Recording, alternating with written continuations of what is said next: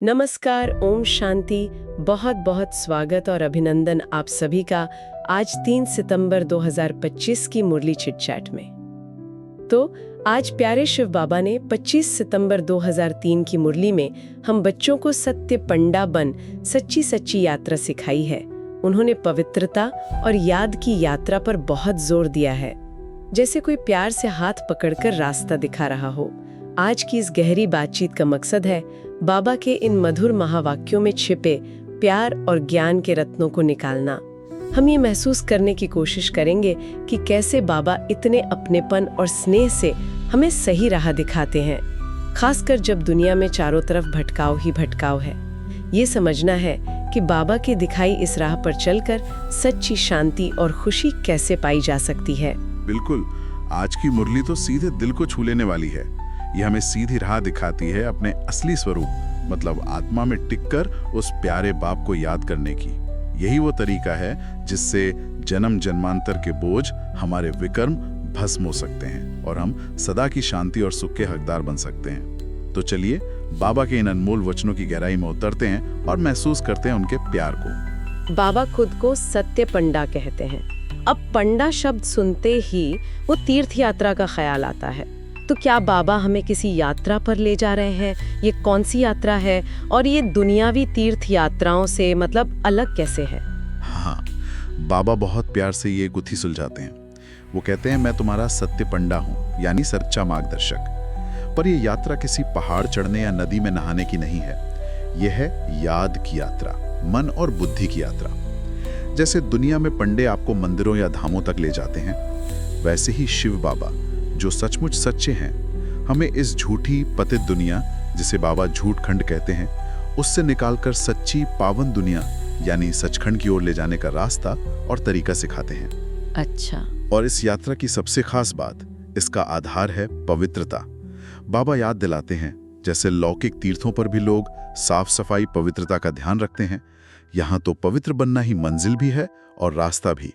मंजिल भी और रास्ता भी। हाँ, इसमें ना सर्दी गर्मी की तकलीफ, ना धक्के खाने की बात।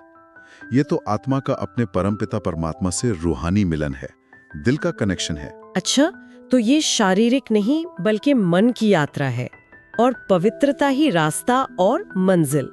बाबा कहते हैं याद करो और पवित्र बनो। सुनने में कितना सरल लगता है ये, पर इसमें तो बहुत गहराई छुपी है। जैसे बाबा कह रहे हो, बच्चे बस मुझे याद करो, बाकी मैं संभाल लूंगा। बाबा अक्सर अपने बच्चों को मैसेंजर या पैगंबर भी कहते हैं। तो इन मैसेंजर्स को बाबा दुनिया को क्या मुख्य पैगाम देने के लिए कहते हैं, और बाबा इस बात पर इतना जोर क्यों देते हैं कि भाई व्यर्थ की बातों या बहस में नहीं पड़ना है? बाबा का पैगाम एकदम स्पष्ट है, सीधा और शक्तिशाली, और वही सार है। अपने को आत्मा समझो और मुझ बाप को याद करो। इसी योग अग्नि से तुम्हारे विकर्म विनाश होंगे। बाबा चाहते हैं कि उनके बच्चे इसी एक पॉइंट पर टिके रहें। क्यों? क्योंकि यही वो चाबी है जो सारे ताले खोलती है, बाकी सब वो विस्तार है। बाबा जानते हैं कि दुनिया में ज्ञान के नाम पर बहुत तर्क वितर्क, बहुत बहसें होती हैं, जिनमें समय और ऊर्जा दोनों बर्बाद होते हैं। उनसे हासिल कुछ नहीं होता।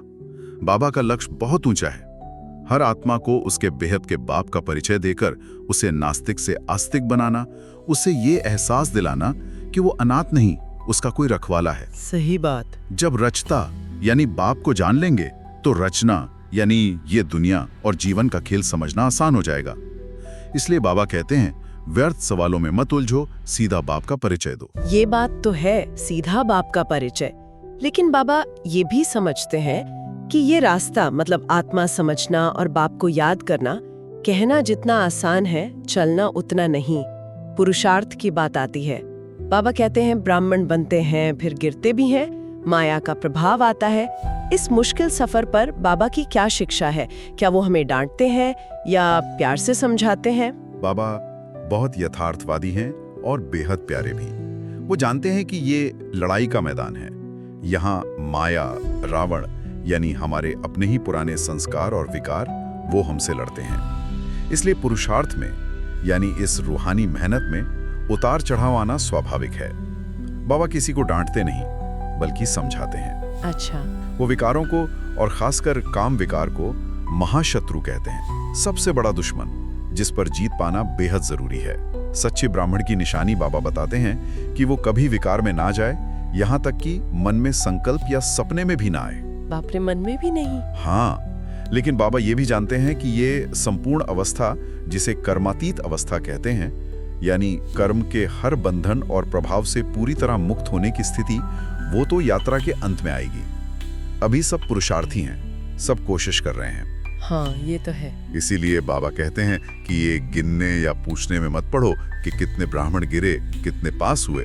तुम अपनी यात्रा देखो, खुद यात्री बनकर मंजिल पर पहुंचने की लगन रखो। और एक बहुत महत्वपूर्ण बात बाबा कहते हैं, कभी छिपाओ मत, झूठ मत बोलो। अगर कोई गलती हो भी जाती है तो बाप के आगे सच्चे दिल से रख दो। बाबा क्षमा के सागर हैं, वो मदद करेंगे।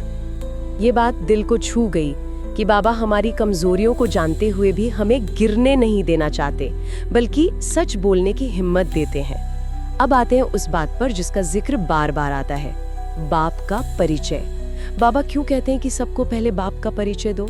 ऐसा क्या खास है इस परिचय में? देखिए, ये सिर्फ जानकारी देना नहीं है।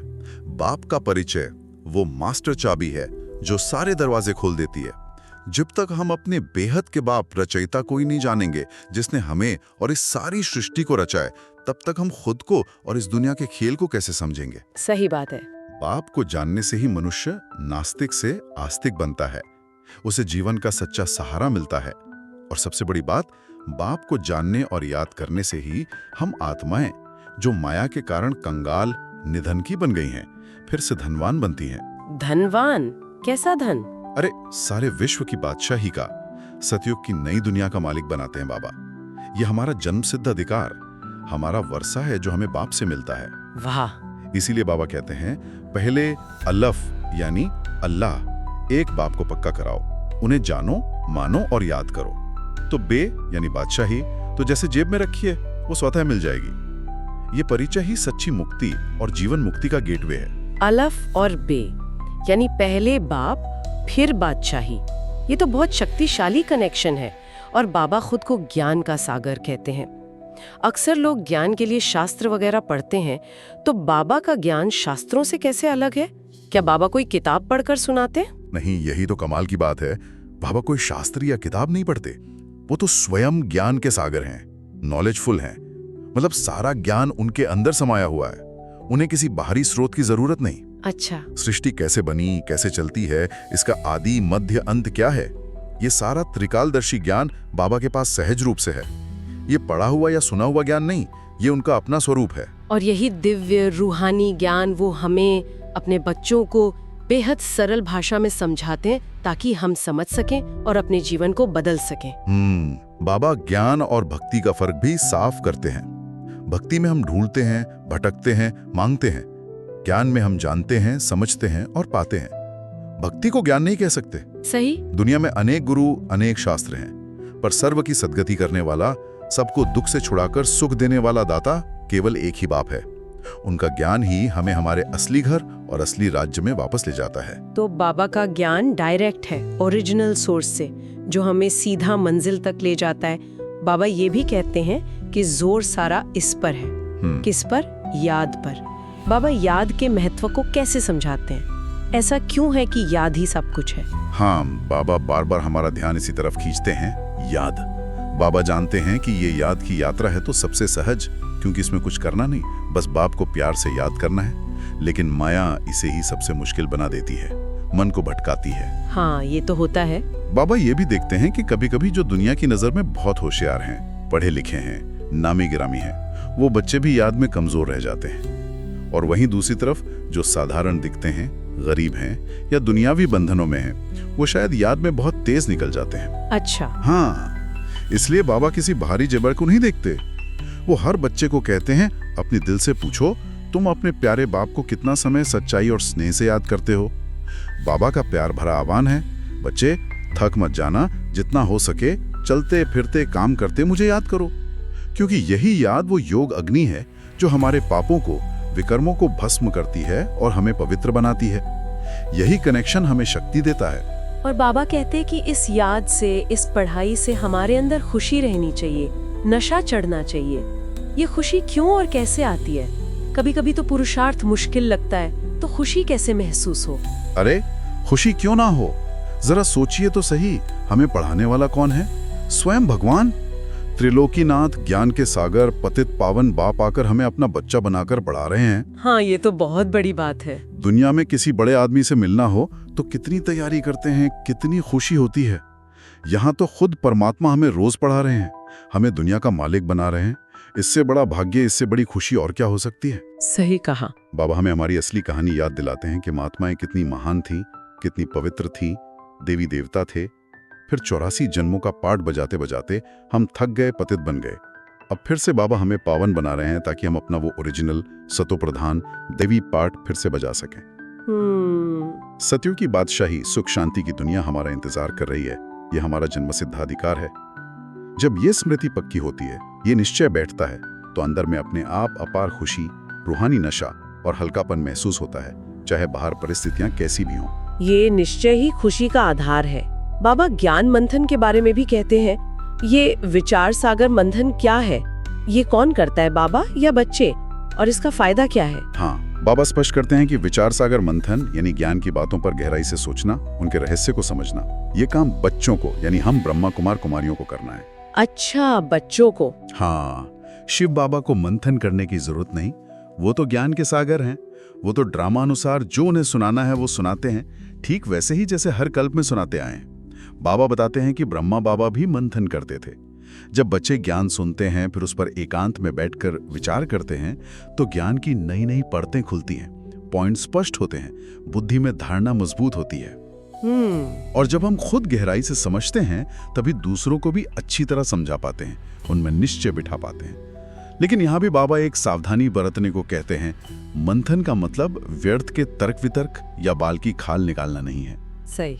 मंथन का सार यही है कि बाप और वर्षे की याद पक्की हो, पवित्रता की धारणा मजबूत हो। अच्छा, तो मंथन हमें ज्ञान को पचाने और शक्तिशाली बनने में मदद करता है।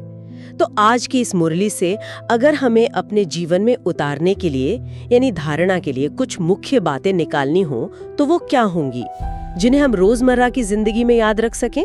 हाँ, बाबा ने धारणा के लिए मतलब जीवन में अपनाने के लिए 2 बहुत महत्वपूर्ण हीरे दिए हैं। पहला, हमें सच्चा सच्चा पवित्र ब्राह्मण बनना है।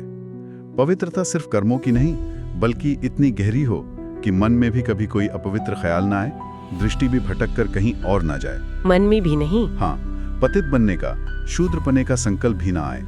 यह है लक्ष्य, संपूर्ण कर्मातीत अवस्था। इस लक्ष्य को सामने रखकर रोज पुरुषार्थ करना है। और दूसरा, बाप जो ये अनमोल पढ़ाई रोज पढ़ा रहे हैं, इसे बुद्धि में अच्छी तरह धारण करना है, इसे अपनाना है। हमारे अंदर जन्म जन्मांतर से जो पुरानी आसुरी आदतें, गलत संस्कार भर गए हैं, उन्हें ज्ञान और योग की शक्ति से मिटाते जाना है। पुरुषार्थ करते करते, हिम्मत न हारते हुए संपूर्ण पवित्रता की उस मंजिल तक पहुंचना ही है। ये 2 बातें आज की मुरली का निचोड़ हैं। मनसा वाचा कर्मणा, पवित्रता और पुरानी आदतों का त्याग, ये पुरुषार्थ का एकदम स्पष्ट नक्शा है। और अंत में बाबा हमें रोज वरदान और स्लोगन भी देते हैं। आज के वरदान और स्लोगन में हमारे लिए क्या इशारा है, वो इस यात्रा में हमारी मदद कैसे कर सकते हैं? आज का वरदान बहुत ताकत देने वाला है। कारण का निवारण कर चिंता और भय से मुक्त रहने वाले मास्टर सर्वशक्तिमान भवो।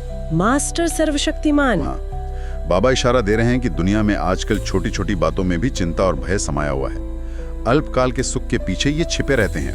लेकिन बाबा कहते हैं, तुम बच्चे साधारण नहीं, तुम मास्टर सर्वशक्तिमान हो। तुम समस्याओं के ऊपर नाच सकते हो। कैसे? समस्याओं के मूल कारण को समझो, वो है हमारे अपने विकार। उन कारणों का निवारण करो, यानी अपनी शक्तियों से उन विकारों को जीतो, तो चिंता और भय अपने आप खत्म हो जाएंगे।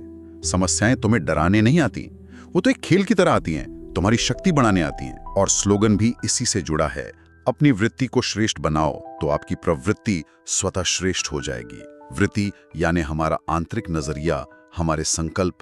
अगर हमारा नजरिया ऊंचा है, संकल्प श्रेष्ठ हैं, तो हमारे बाहरी कर्म यानी प्रवृत्ति और व्यवहार अपने आप अच्छे हो जाएंगे। और एक अव्यक्त इशारा भी है, अपनी लगन की अग्नि को तेज करके योग को ज्वाला रूप बनाओ, ताकि आपसे एक शक्तिशाली पवित्र वाइब्रेशन फैले जो वायुमंडल को भी पावन बनाए। वाह, कारण का निवारण, ये वरदान तो जैसे सारी समस्याओं का हल दे रहा है। तो कुल मिलाकर आज बाबा ने हमें एक सच्चे गाइड सत्य पंडा की तरह बहुत प्यार से पवित्रता और याद की इस रूहानी यात्रा का गहरा रहस्य समझाया। आत्मा समझकर उस एक प्यारे बाप को याद करना, ये सरल सा दिखने वाला महामंत्र ही हमारे सारे बोझ उतार कर हमें सच्ची सदाकाल की खुशी और शांति दिला सकता है। बिल्कुल सही। और एक बात जो मुझे इस मुरली से बहुत गहरे में महसूस हुई, वो ये है कि जब हम ईमानदारी से याद और पवित्रता के इस पुरुषार्थ में लगते हैं तो इसका असर सिर्फ हम तक सीमित नहीं रहता। अच्छा। हाँ, हम सिर्फ खुद को ही नहीं बदलते, बल्कि हमारे हर शुद्ध संकल्प, हर शांत वृत्ति से जो शक्तिशाली वाइब्रेशंस, जो प्रकंपन निकलते हैं, वो हमारे आसपास के वायुमंडल को भी शुद्ध और शक्तिशाली बनाते हैं। ये कितनी साइलेंट, कितनी गुप्त, लेकिन कितनी पावरफुल सेवा है। ये तो सोचने वाली बात है। हाँ, ये सोचने लायक बात है कि हमारा हर एक संकल्प, हमारी हर भावना इस दुनिया को पॉजिटिव या नेगेटिव रूप से कैसे प्रभावित कर रही है, और हम अपनी इस आंतरिक शक्ति को और कैसे बढ़ा सकते हैं ताकि हम विश्व कल्याण के निमित्त बन सकें। ओम शांति।